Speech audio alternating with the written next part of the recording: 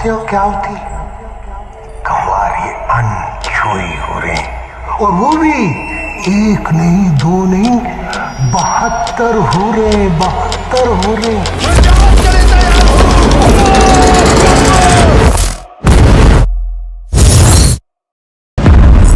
ओए तू तो पुराना धमाकेबाज निकलिया है। अरे हाकिम भाई, वो तो वक्त पे बम नहीं फूटा, वरना गेट में से बड़ा धमाका होता। Terror returns to the city that never sleeps. The resilient Mumbai has deliberately been attacked. Lashkar Mujahideen could be the one behind the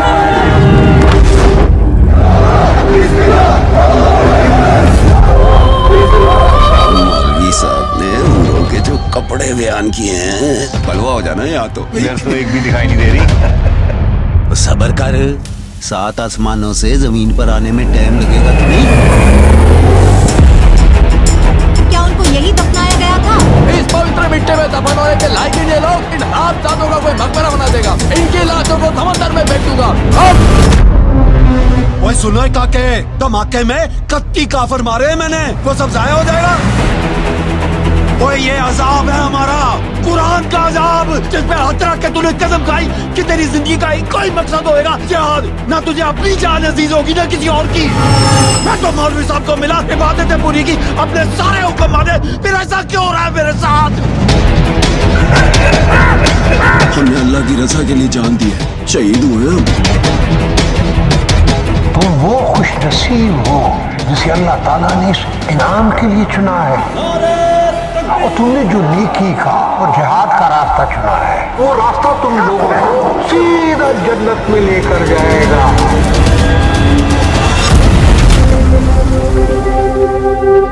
शहादत का जाम पीकर जब जन्नत में आंखें खोलोगे तो अपने आप को हूरों की आगोश में पाओगे।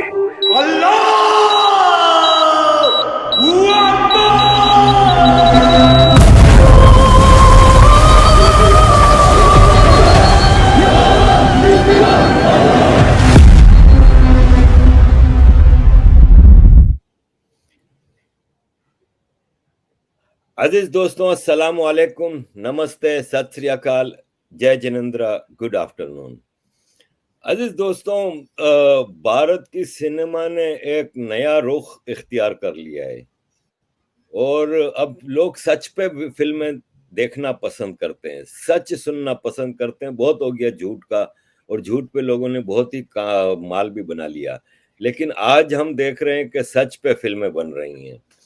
ऐसे में एक फिल्म है 72 हुरें, जो कि 2021 में उसको नेशनल अवार्ड मिला।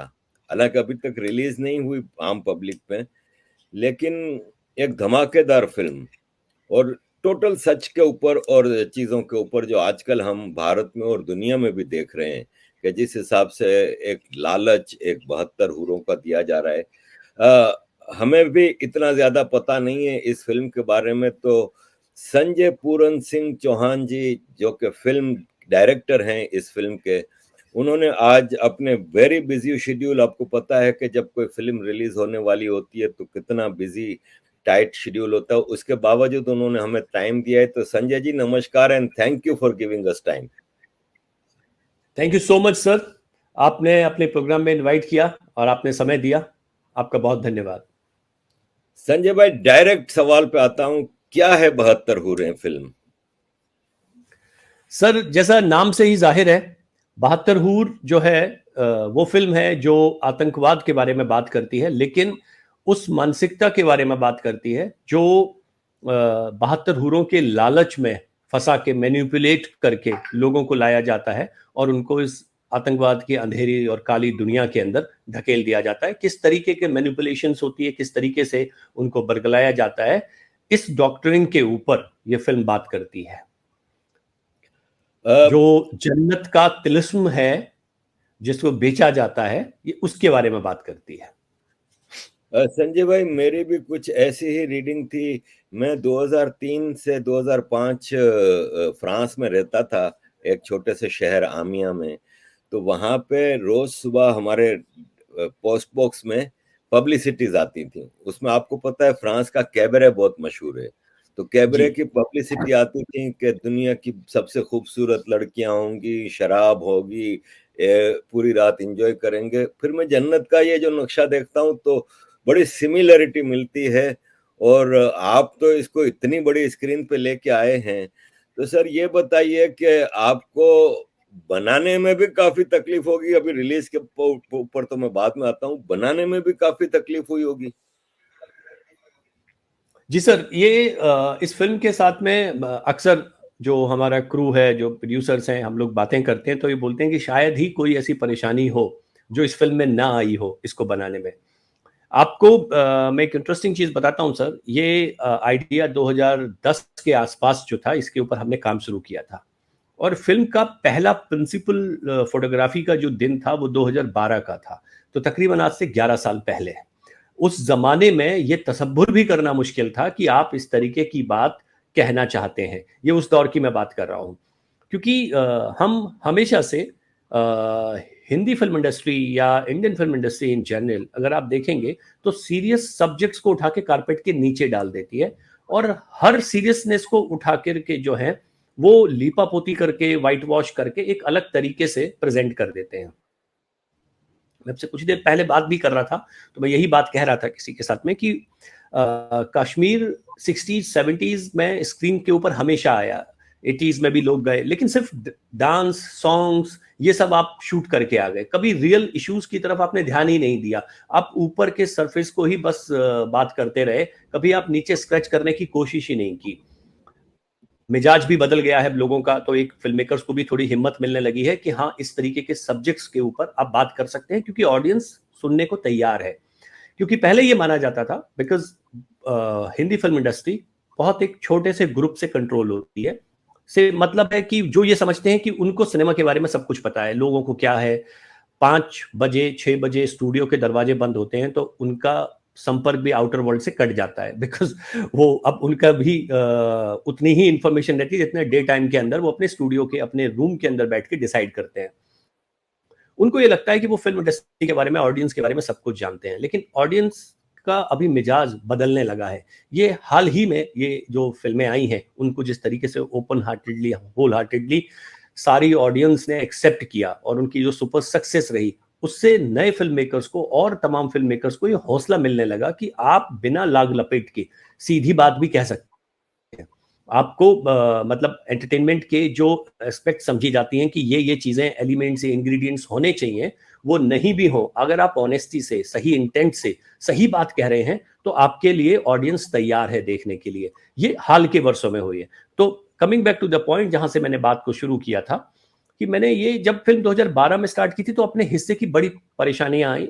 सब्जेक्ट ऐसा था सर, और जिस अंदाज में ये बात मैं कहना चाहता था वो भी लोगों को लगता था कि ये इस तरीके से तो फिल्में नहीं कही जाती हैं, ये तो आप मतलब हर्ट करेंगे लोगों को, या और मुझे लगता था कि मैं टेररिज्म की बात कर रहा हूं और टेररिज्म की बात को जो है वो आप किन्हीं और शब्दों में नहीं कह सकते, उसका एक ही तरीका है और जब तक वो चुभेगी नहीं तब तक बात दूर तक जाएगी भी नहीं। क्योंकि अगर आप ऐसा नहीं है कि टेररिज्म के ऊपर ये पहली फिल्म है, इससे पहले Europe, America, even Indian film industry उन्होंने बहुत फिल्में की हैं, लेकिन वो बड़ी सुपरफिशियल सी फिल्म रही हैं जिनको आप सही मायने में टेररिज्म के ऊपर बेस्ड फिल्म नहीं बोल सकते थे।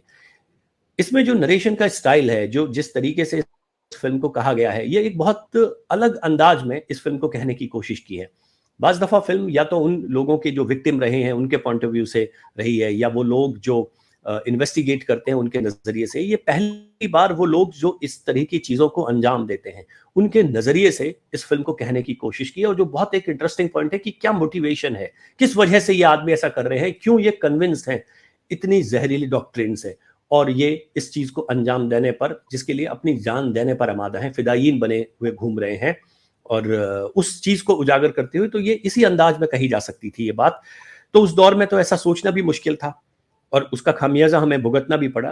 तो जब हमारी फिल्म की डेट वगैरह सब आ गई थी, हम लोग शूट पर जाने वाले थे, तो जो एक, मैं नाम नहीं लेना चाहूंगा, उनका एक सीनियर एक्टर हैं, तो वो थोड़े अनकंफर्टेबल हो गए और उन्होंने मुझे एक दिन पहले, यानी कि हम अगर कल शूट करने वाले हैं तो आज रात उनका फोन आया, तैयारियां चल रही थी कि मैं एक्चुअली मुझे, मेरी फैमिली को लगता है कि ये लाइफ थ्रेटनिंग चीज होगी, बिकॉज हमारा तो फेस होता है सामने, तो मैं ये फिल्म नहीं कर पाऊंगा आपकी।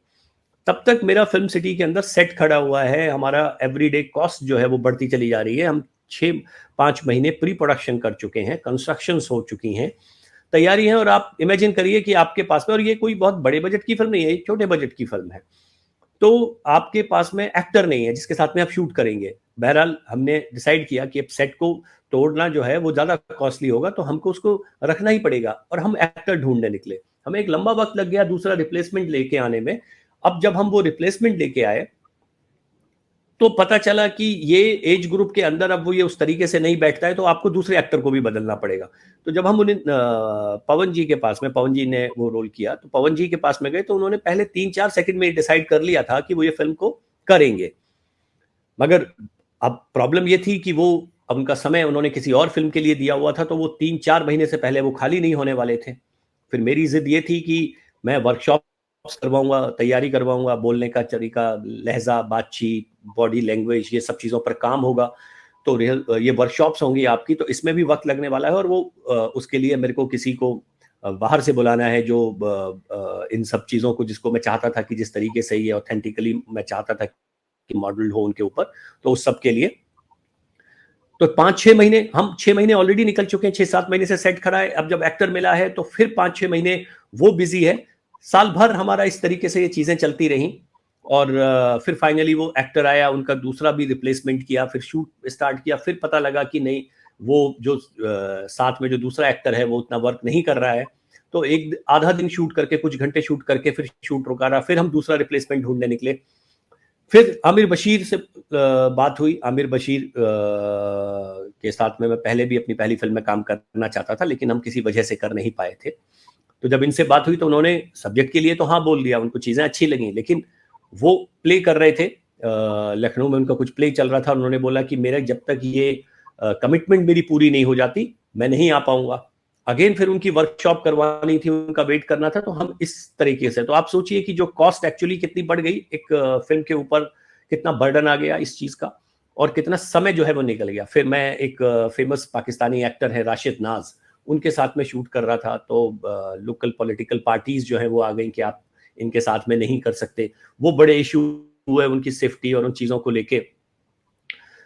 फिर कुछ मॉन्यूमेंट जो सेट थे वो इस तरीके थे कि कुछ मॉन्यूमेंट्स थे जिनके ऊपर जो टेररिस्ट स्ट्राइक हुई है और जिसकी वजह से वो आधे गिर चुके हैं। तो इस पर बहुत सारा एक विरोध खड़ा हो गया कि आप ये इस तरीके की इतने सिग्निफिकेंट एंड इम्पोर्टेंस के मॉन्यूमेंट्स को आप टूटा हुआ कैसे दिखा सकते हैं without even knowing the story. तो वो सब, तो अपने हिस्से की बड़ी सारी मुश्किलों का सामना करते हुए हम लोगों ने इसका फाइनली शूट स्टार्ट किया। एंड देन फिर पोस्ट प्रोडक्शन इसका लंबे टाइम चला। By the time film ready हुई 2019 में, ये film Indian international film festival of India, उसके एक प्रेस्टिजियस सेक्शन है इंडियन पैनोरमा, उसके अंदर ये फिल्म सेलेक्ट थी। इफ्फी में इसको UNESCO ICFT award special mention रहा।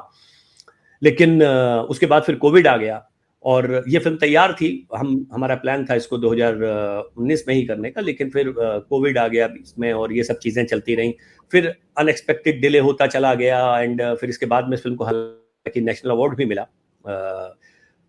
मगर अब फाइनली जाके वो समय आया है। तो ये इस फिल्म के साथ में जर्नी जो है वो मेरी, वो तकरीबन 10-12 साल की जो है वो जर्नी हो चुकी है इस एक सब्जेक्ट के साथ में। तो मेरे लिए ये एक कहीं फिल्म से कहीं ज्यादा बन चुकी है, मेरी जिंदगी का एक हिस्सा बन चुकी है। एक कहानी को कहने के लिए मैंने न सिर्फ इतना इंतजार किया है बल्कि सब कुछ पॉसिबल जो है वो एक फिल्म के ऊपर झोंक दिया है। यूं समझ लीजिए आप, इस तरीके से मैंने इस फिल्म को इस कदर इस पर समय दिया है और तैयारी में वक्त लगाया है।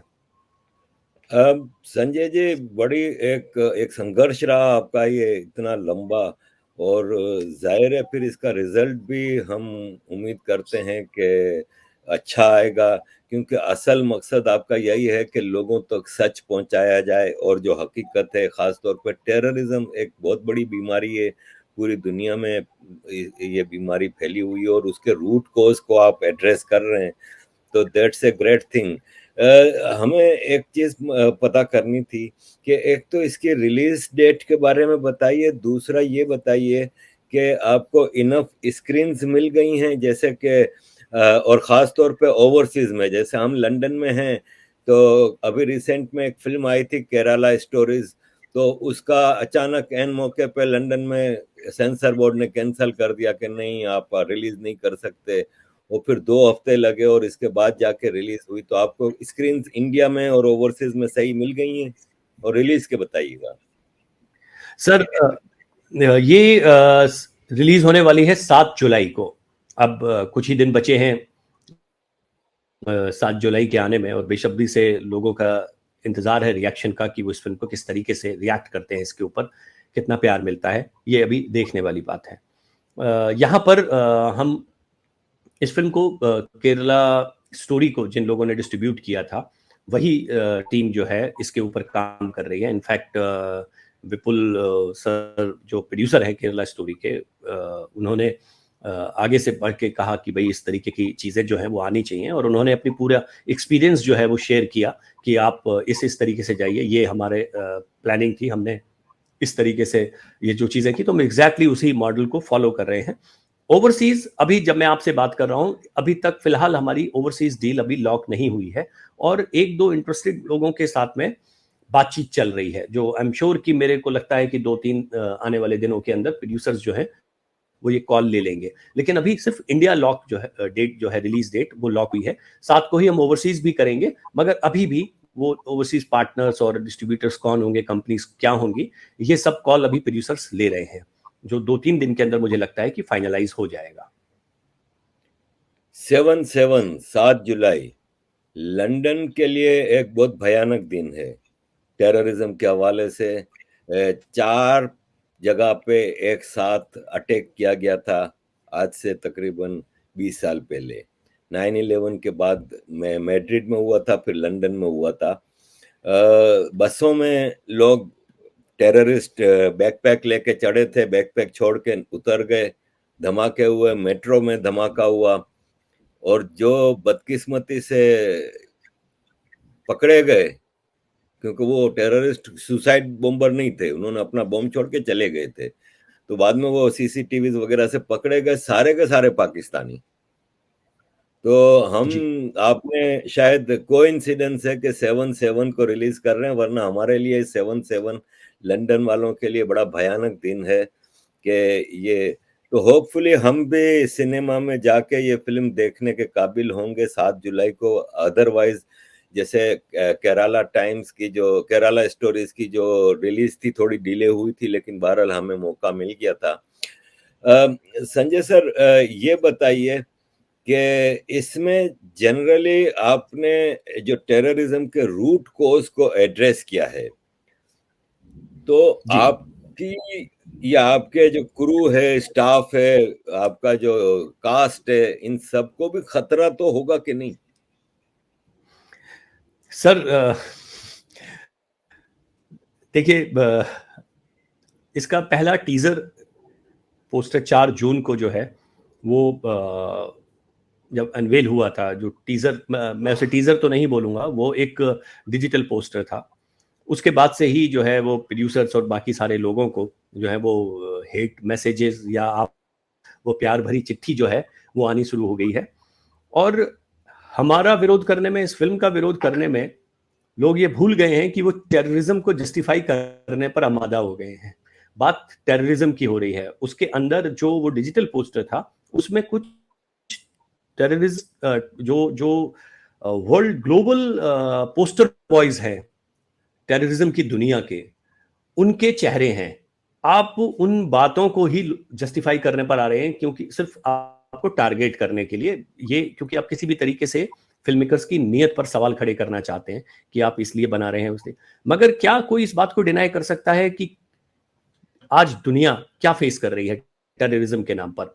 एक भयावह चेहरा है ये, कितनी जाने गई हैं इनोसेंट लोगों की, क्या कसूर होता है उनका जो अपने घर से बाहर निकले हुए हैं, अपनी फैमिली के लिए, अपना रोजी रोटी अर्न करने के लिए बाहर निकले हुए हैं, और पता चलता है कि उस ट्रेन में धमाका हो गया, उस बस के अंदर धमाका हो गया, या ताज पैलेस में बैठे हुए लोगों के ऊपर अटैक हो गया।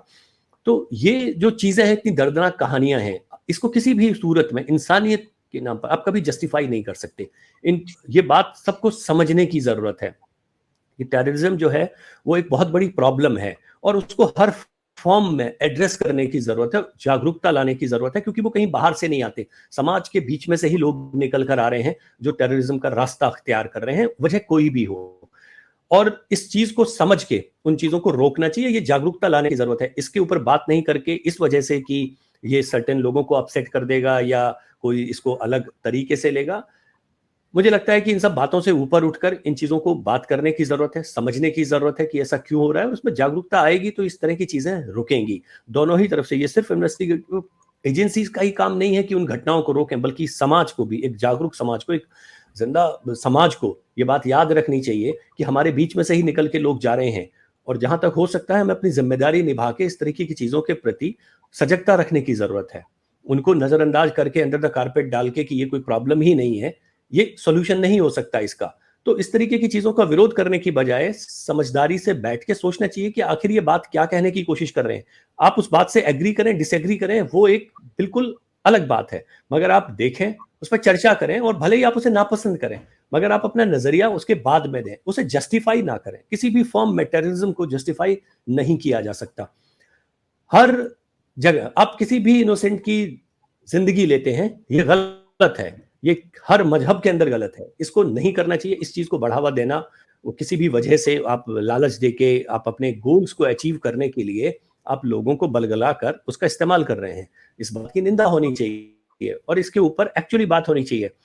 इसीलिए मुझे जो इंटरेस्टिंग पॉइंट लगा इसका, कि मैं ये उनके नजरिए से बोल रहा हूँ जिनकी बात कोई नहीं सुन रहा है, ये उनके नजरिए से कही हुई कहानी है, इसीलिए ये बहुत इंटरेस्टिंग है। बिकॉज ऐसा नहीं है कि टेररिज्म पर मैं पहली बार कोई फिल्म लेकर आ रहा हूँ, बहुत फिल्में बनी है, मगर इस अंदाज में किसी की फिल्म नहीं है, इस तेवर में किसी की फिल्म नहीं है, और यही इस फिल्म को यूनिक बनाता है। दूसरी चीज, मैंने बिना लाग लपेट के सीधी बात कहने की कोशिश की है।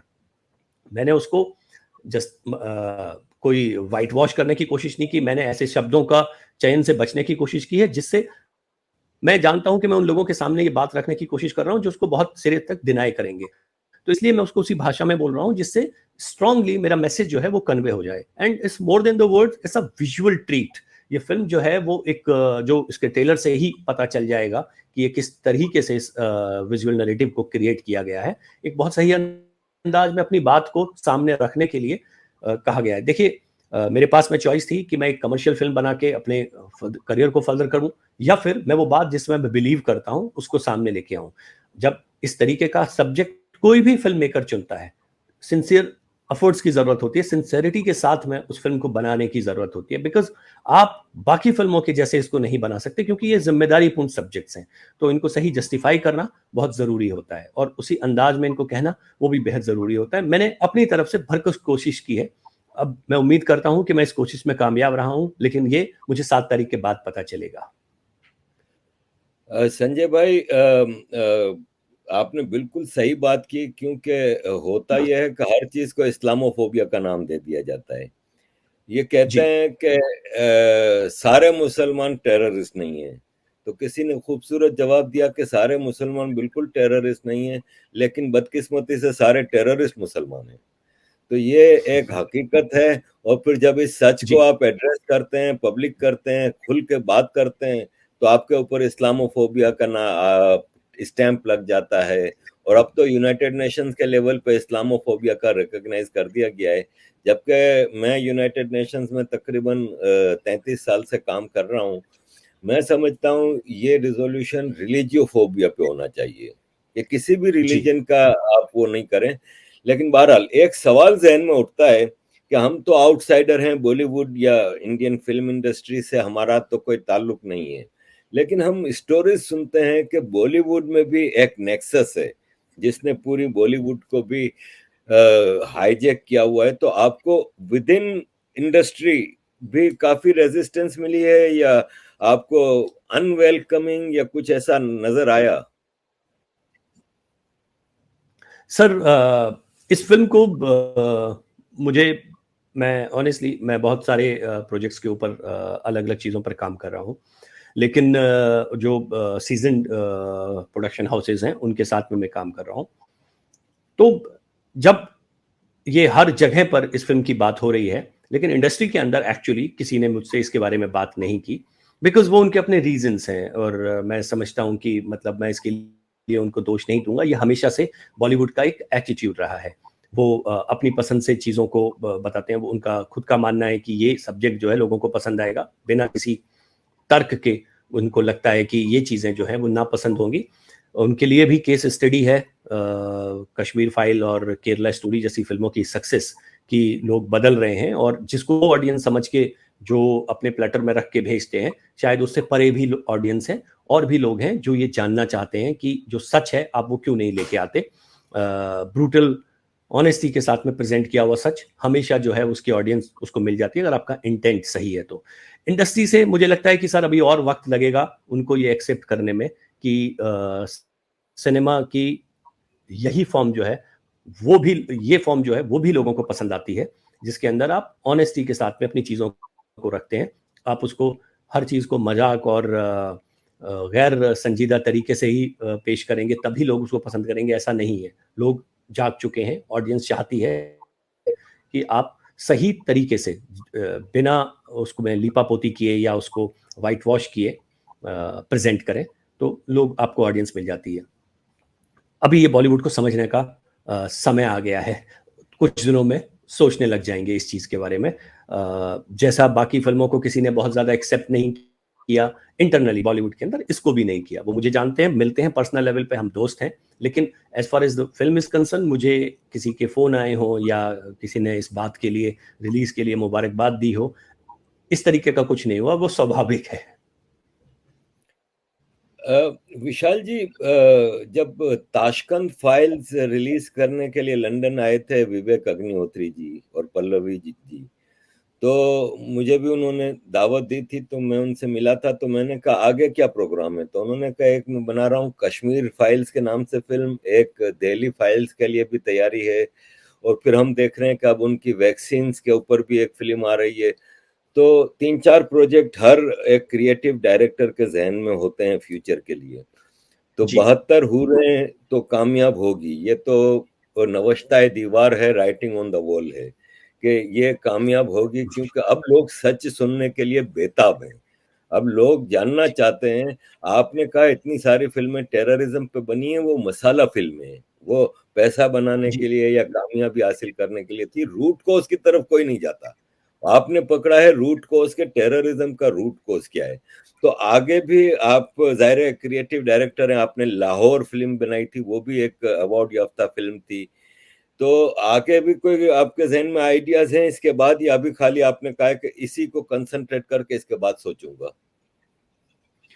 मैं सर ऑलरेडी कुछ सब्जेक्ट्स के ऊपर काम कर रहा हूँ अभी। अलग अलग चीज़ें हैं कुछ। मैं हमेशा एक स्टोरी टेलर का, एक फिल्म मेकर का सबसे बड़ा किक ये होता है कि हर बार आप एक यूनिक और एक नई कहानी जो है वो आप लेकर आते हैं। मैं ऐसे ही कुछ शानदार कहानियों के ऊपर काम कर रहा हूँ जो डिफरेंट जोनर में। मैंने मेरा एक मैं चाहता हूँ कोशिश, हालांकि बहुत सारी चीज़ें आपके हाथ में नहीं होती।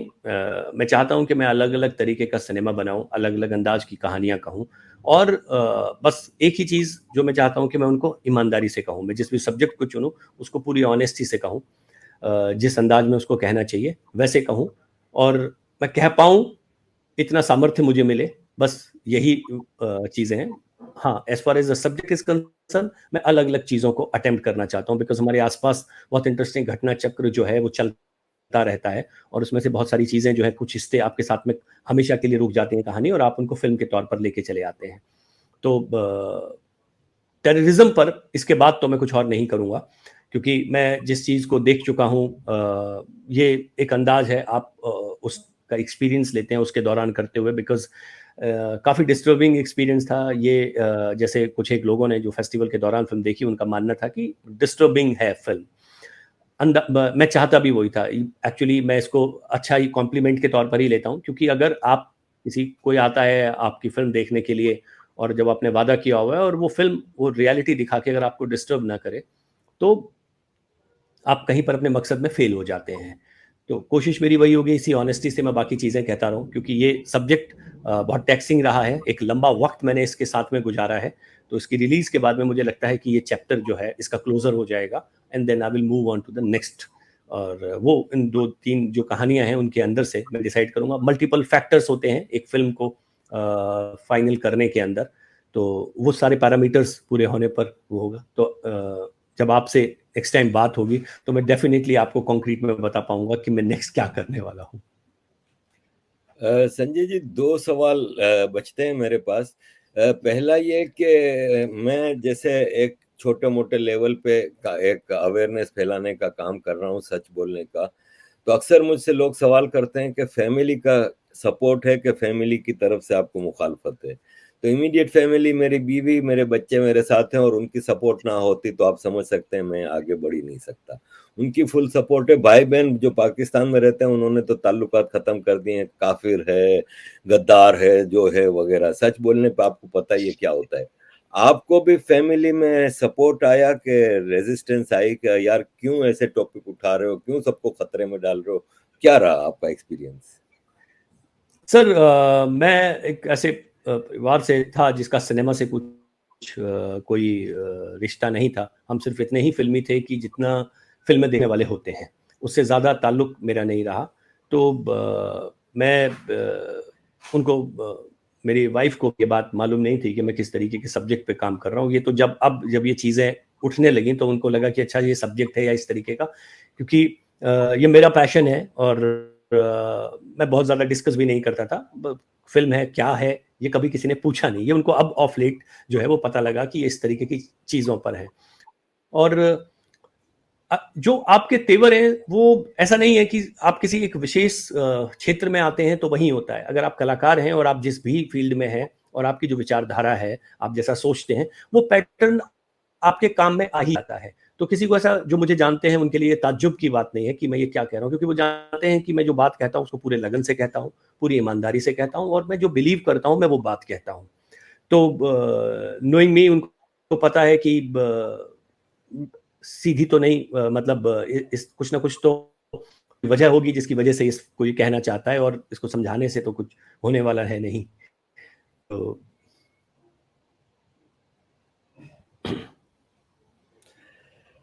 संजय जी, थोड़ा सा फिल्म से हट के एक सवाल है कि मैं पाकिस्तान बोर्न इंडियन ओरिजिन अपने आप को मानता हूं, और जाहिर हजारों साल का हमारा उस धरती से कनेक्शन है। होता यह है कि पाकिस्तान में जितना मुसलमान मर रहा है ना, उतना दुनिया के किसी देश में नहीं मर रहा। वहाँ सिंधी, बलोच, पख्तून ये सब मुसलमान हैं और मारे जा रहे हैं। वहाँ के हिंदुओं की तो बात ही छोड़ दें कि उनको तो इंसान ही नहीं समझा जाता। उनका जो हाल है वो मेरी नज़र में दुनिया का मोस्ट ऑप्रेस्ड पीपल हैं, जिनकी बच्चियों को रोज अगवा करके जो होता है सब कुछ है। लेकिन ग्लोबली हम देखते हैं कि एक ग्लोबल इकोसिस्टम है, वो प्रोपेगेंडा करता है कि भारत में मुसलमानों का जेनोसाइड हो रहा है। अभी मोदी जी अमेरिका गए थे तो उनसे एक सबरीना सिद्दीकी, पाकिस्तान ओरिजिन की, वॉल स्ट्रीट जर्नल की जो जर्नलिस्ट हैं, उन्होंने सवाल किया कि आपको भारत में हिंदुत्व, एक्सट्रीमिज्म और मुसलमानों के खिलाफ, आप तो वहां रहते हैं और आपको सच बोलने की बीमारी भी है, तो आप जरा हमें बताइए। हालांकि मेरी तो अपनी स्टडी है कि पाकिस्तान का रोज कोई ना कोई 100 आदमी मर रहा है, कश्ती में डूब रहा है, भाग रहा है पाकिस्तान से। कभी इंडिया का हमने नहीं सुना कि कोई मुसलमान या कश्मीरी इंडिया से यूं भाग रहा हो। वहां तो खुशल मंगल है कि वहां पे वाकई मुसलमानों पर जुल्म हो रहा है।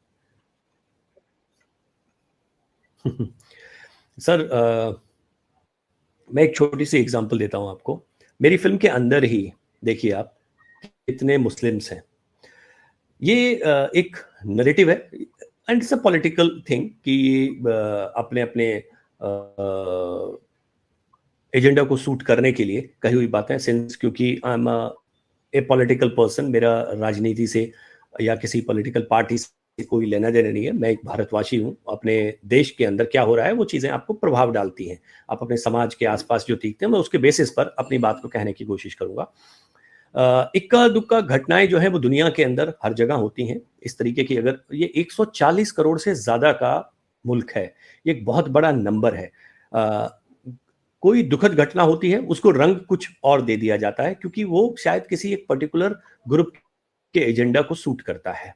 तो इन सब चीज़ों का इस्तेमाल होता है। ये हमेशा से बहुत सौहार्द से, प्रेम से एक दूसरे के साथ में रहने वाला रहा है, वही अभी भी है। कुछ फर्क नहीं है, नई नई टर्म्स निकाल दी जाती हैं, उसके नाम के ऊपर कुछ दिन शोर शराबा चलता है, मगर दरअसल कुछ होता नहीं है। जो सारे राजनीतिक रंग देने वाली चीजें होती हैं, या तो इलेक्शंस होते हैं या कोई और वजह होती है जिसकी वजह से लोग बोल रहे होते हैं। बट आप खुद जानते हैं, आपकी इतनी स्टडी है इंडिया के बारे में, और मतलब आप भले ही इंडिया में नहीं रहते, लंदन में हैं, लेकिन वहाँ से भी आपका जो नज़रिया है वो बहुत साफ है। आप हर चीज़ के बारे में जानते हैं, आप वेल रेड हैं, आप स्टडी करते हैं, फिर आप, क्योंकि मैं आपको सुनता हूँ तो मुझे इस चीज़ का पता चलता है आपसे। इस तरीके की कोई चीज़ जो है वो नहीं है। और एक इम्पॉर्टेंट चीज़, यहाँ बहुत अच्छे से उन एक जो अगर मैं बात करूं कि माइनॉरिटीज़ की, मुस्लिम्स की, जो 22-25-30 करोड़ जो भी संख्या है, वो इस देश का हिस्सा हैं। वो वैसे ही हैं जितना हक किसी और को हासिल है, इतना ही उनको हासिल है। इनफैक्ट ये बात बोलने की ज़रूरत भी यहाँ पर किसी को कभी नहीं है कि इस चीज़ को पॉइंट आउट करें, क्योंकि हो सकता है कि आपने कभी ऐसे सोचा ही नहीं, हर आदमी यहाँ पर जो है वो भारतीय है। एक दो चीजें जो इंसिडेंट जिनके बारे में, जिनको आउट ऑफ प्रोपोर्शन बड़ा करके बोला गया है, वो इक्का दुक्का केसेस हैं। ताज्जुब की बात है, इतने बड़े मुल्क में जहाँ इतनी चीजें होती हैं, वहां पर सिर्फ ये कुछ एक नंबर के अंदर ही ये चीजें निकल आती हैं, जो एक सर्टेन एजेंडा के तहत अक्सर उनके बारे में बात कर ली जाती है। मगर आप भी जानते हैं कि ये महज सिर्फ बातों के लिए ये चीजें हैं। इस तरीके का कोई रियलिटी में तो मुझे ऐसा कोई चीज नजर नहीं आती है, क्योंकि हम उसी समाज के अंदर घूम रहे हैं, वहीं देख रहे हैं। तो आपके नोटिस में इन चीजों को लेके अब ऐसा नहीं होता कि आप इन पर आपके आसपास कुछ घट रहा है और आपको पता नहीं हो। संजय जी, लास्ट में आपका क्या मैसेज है 72 हूरें फिल्म के हवाले से दर्शकों को, और आप कोई मैसेज फॉरवर्ड करना चाहते हैं अपने व्यूअर्स के लिए? क्योंकि आज के महीने 2 महीने बाद अगर मुझे मौका मिला तो मैं आपसे इंटरव्यू करूंगा, तो उस वक्त आप होपफुली इंशाल्लाह 300-400 करोड़ पे बैठे होंगे और फिल्म ने ज़बरदस्त रिस्पॉन्स मिलना है। क्योंकि आज के लोग अब सोशल मीडिया के ज़माने से हमने देखा है कि पिछले कई सालों से पूरी दुनिया में ट्रेंड चेंज हो रहा है। लोग अब झूठ के पलंदा नहीं देखना चाहते। तो आप एक सच लेके आए हैं, और एक ऐसा कड़वा सच, टेररिज्म ने पूरी दुनिया को इफेक्ट किया है, और खास तौर पे सबसे ज्यादा अगर किसी कंट्री को इफेक्ट पड़ा है तो वो भारत को पड़ा है। तो आप इस फिल्म के हवाले से आगे क्या मैसेज देना चाहते हैं? सर, मैं आपके शो के जरिए आपकी ऑडियंस को मैं ये बात कहना चाहता हूं कि वो 7 तारीख को इस फिल्म को देखें, और देखने के बाद में वो अंदाजा लगाएं। जरूरी नहीं है कि जो चीज आप देखें वो आपको पसंद हो, आपको नापसंद भी हो, लेकिन आप देखें जरूर, क्योंकि उससे आपको ये जानने का मौका मिलेगा कि बात सही है या गलत है। बिना देखे ओपिनियन फॉर्म ना करें, आए फिल्म को देखने के लिए। इस फिल्म के माध्यम से जो बात मैंने कहने की कोशिश की है वो ये है कि हर लाइफ जो है वो प्रेशियस है, उसको वेस्ट नहीं करना चाहिए। वो चाहे वो जो फिदायीन है या वो जो विक्टिम है, जो सिर्फ अपने घर की किसी काम के लिए उस मार्केट में उस अनफॉर्चुनेटली उस दिन उस अभागी जगह पर पहुंच गया जहां पर वो उसका शिकार बन जाता है। हर जीवन जो है वो महत्वपूर्ण है, उसे नष्ट करने की जरूरत नहीं है। और शायद जन्नत जो है जब आप आंखें खोलते हो तो शुरू होती है, और जब आप आंखें बंद करते हो उस जन्नत के लिए, इस जन्नत को ना गवाएं। दोनों के लिए, वो भी जो ये कर रहे हैं और वो जो ना चाहते हुए भी इसका शिकार हो रहे हैं। इसे देखें, आए और अपना ऑनेस्ट ओपिनियन जो है वो शेयर करें इस फिल्म के बारे में। मैं ये नहीं कहता कि मैंने एक ऐसी फिल्म बना दी है कि जो बहुत शानदार है, दुनिया की सबसे बेहतरीन फिल्म है। हो सकता है इसमें त्रुटियां हों, मगर आप इसे देखने के बाद डिसाइड करें। उससे पहले बाइकॉट कॉल्स, बैन कॉल्स और इन सब चीज़ों पर ध्यान ना दें। आप देखें, इंटेंट को समझने की कोशिश करें, और फिर आपका जो भी राय होगी वो एज अ फिल्म मेकर सरमाथे पर। संजय जी, धन्यवाद, और all the best wishes for 7 July and onwards. और होपफुली ये फिल्म एक रिकॉर्ड ब्रेकिंग फिल्म होगी, क्योंकि हम चाहते हैं कि लोगों तक ये कड़वा सच पहुंचे। और फिर आपने सही कहा कि आपको पसंद आए कि ना आए, लेकिन फिल्म जरूर देखी जानी चाहिए, ताकि आपको क्रिटिसिज्म भी करनी है तो आप पहले फिल्म देखोगे तो इसके बाद क्रिटिसिज्म करोगे। तो जरूर फिल्म देखिए, दर्शकों से भी मेरी ये रिक्वेस्ट है। और संजय जी, धन्यवाद फॉर गिविंग अस टाइम, और हम एंशियसली वेट कर रहे हैं 7 जुलाई का कि होपफुली हमें भी लंदन में ये फिल्म देखने को मिलेगी। Thank you so much sir, अपना समय देने के लिए, अपने शो के ऊपर इनवाइट करने के लिए। थैंक यू सो मच, बहुत अच्छा Thank- लगा आपसे बात करके। और ये लंबे टाइम से मैं चाहता था आपसे बात करना, आज इस फिल्म की वजह से मेरी ये जो एक इच्छा है वो तो पूरी हो गई। Thank you so much sir. धन्यवाद सर, धन्यवाद। All the best sir. Thank you sir, thank you. अजीज दोस्तों, आपने ये इंटरव्यू देखा, मुश्किलात का बताया उन्होंने, किस तरह उनको 10 साल लगे इस स्टेज पे आने के लिए। 10 साल की काविश है, आपको थोड़ी तो मेहनत करके ये फिल्म देखनी होगी। कि आप देखें तो कि एक फिल्म के पीछे एक इंसान, बल्कि कई इंसान 10 साल अपनी जिंदगी के दे रहे हैं, तो कुछ तो उस फिल्म में ऐसा होगा जो वाकई आपको देखने के लिए जाना चाहिए। यहाँ पे ऐसे हमने देखे हैं सुपर स्टार्स जो 3 महीने में एक फिल्म बना के ठक ठक ठक मसाला डाल के डाल देते हैं। आप लोग सब देखने जाते हैं, जरूर जाएं, ठीक है, मनोरंजन का हक है, लेकिन ये एक ऐसी कोशिश है जिसमें 10 साल से ज्यादा अरसा लगा है। नेशनल अवार्ड मजाक नहीं होता। बाकी अवार्ड के बारे में मैं नहीं कहता, नेशनल अवार्ड मजाक नहीं होता। अगर किसी फिल्म को नेशनल अवार्ड मिलता है, थिंक अबाउट इट। तो जरूर देखिएगा ये फिल्म और फिर बताइएगा संजय जी को, हमें, कि आपको ये सच कैसा लगा। धन्यवाद अजीज दोस्तों, थैंक यू वेरी मच। जय हिंद।